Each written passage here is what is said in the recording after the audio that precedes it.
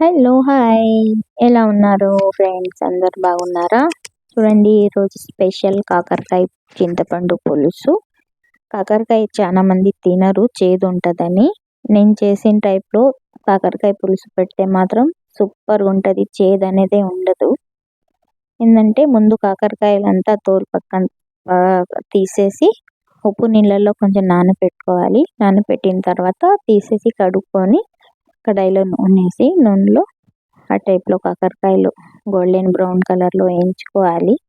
బాగా ఫ్రై చేసిన తర్వాత పక్కకు తీసుకొని ఒక గిన్నెలో అదే నూనెలో తిరగమాత గింజలు చిటపట అనిన తర్వాత కరివేపాకు చిటపట భలే సౌండ్ వస్తది కదా! ఆవాలు, జీలకర్ర, కరివేపాకు వేసినప్పుడు అండ్ ఎర్రగడ్డలు 2 ఎర్రగడ్డలు కోసుకొని సన్నగా తరిగి అందులో వేసుకొని కొంచెం లైట్ బ్రౌన్ కలర్‌లో వచ్చేదాకా వేయించుకొని బాగా అందులో 3 టమాటో వేసాను. కొంచెం పెద్ద సైజే 3 టమాటో సన్నగా కోసుకొని అండ్ మసాలాలు 2 టేబుల్ స్పూన్ ధనియాల పొడి, 1 టేబుల్ స్పూన్ మిరప్పొడి, 1/2 టేబుల్ స్పూన్ పసుపు మొత్తం ఒకే గిన్నెలో వేసుకొని వచ్చాను.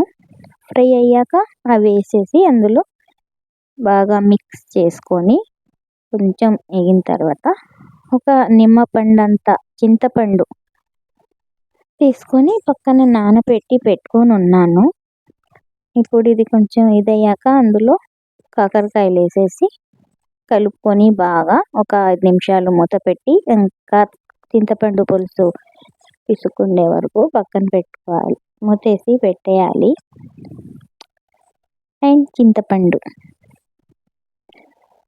పులుసు రెడీ అయితే చూడండి ఫ్రెండ్స్.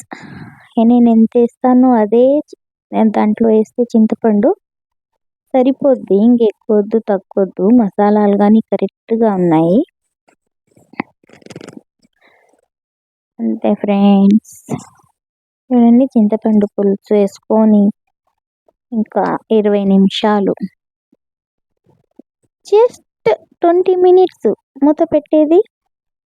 మళ్ళీ కొత్తిమీర బాగా కడిగి కొత్తిమీర సన్నగా తరుక్కొని నేను ఉప్పు చూడండి లాస్ట్లో వేస్తున్నాను. ఎందుకంటే కాకరకాయలో ఆల్రెడీ ఉప్పు ఉంటుంది. ఉప్పు వేసి నానబెట్టి కడిగాం కాబట్టి అందుకని తగినంత ఉప్పు మాకు చూసుకొని వేసుకున్న తర్వాత కొత్తిమీర వేసుకొని లాస్ట్ టచ్ ఇచ్చేయాలి. వేడి అన్నంలో కాకరకాయ పులుసు వేసుకొని తింటా ఉంటే సూపర్ టేస్ట్ ఫ్రెండ్స్.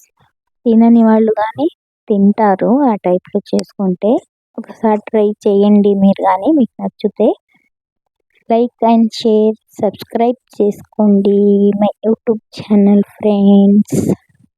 ఓకేనా? మీకు నచ్చితే కామెంట్ చేయండి. రండి మీరు కానీ సింధూర్ కానీ అందరూ ఫ్రెండ్స్.